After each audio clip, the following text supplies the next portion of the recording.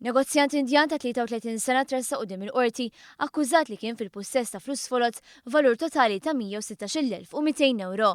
Ravi Kumar li importa prodotti tal-ġilda lejn Malta wieġeb mhux ħati fil-waqt li qal il-Maġistrat Audrey Demikoli li huwa ma kienx jaf li l-flus kienu folot. Huwa kien arrestat mill-Pulizija fl-ajruport it-tnejn li għadda meta fil-bagalja tiegħu instabu l-flus folot.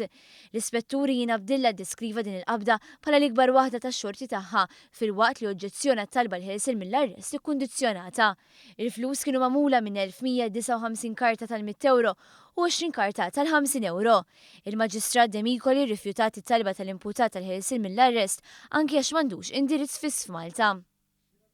Dan Rolvella kien illiberat bil-kundizzjoni li ma jwettaqx reat ieħor fi żmien sena wara l-instabħat li saraq 5 gwarniċi tal-alluminjum mid-drajvin ta' dar privata.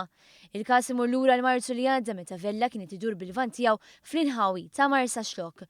Wara li lemaħ l-affarijiet huwa ħabbat fuq il-bib tad-dar biex jeħodhom iż-żaħat ma rrisponda lura. Peress li kienu barra fi stat ħażin, l-imputat ikkonkluda li dawn kienu se jintremew. Għaldaqstant huwa għabba l-gwarniċi fil-van u bihom għal prezz ta' 300 euro. Sit id-dar qal li dawn ħallihom barra għax ma kellux posta lihom fil-garaxx. Il-qorti saqbet lil Vella ħati wara li kkunsidrat il-fatt li l-frames kienu fi drive-in u mhux fi triq u għalhekk qatt ma seta' jassumi li kienu għarrimi.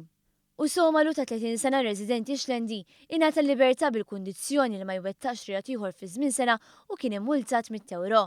Dan wara li tnejn li għadda huwa qabad tal-linja miċ-Ċirkew għall-Belt u hekk kif wasal fil-limiti ta' Pembroke niżel minn tal-linja biex jgħaddi l-awrina mal-bassop. L-imputat prova jerġa' jitla lura iżda x-xufier ma ħallihx u ċemper mal-ewwel lill-pulizija.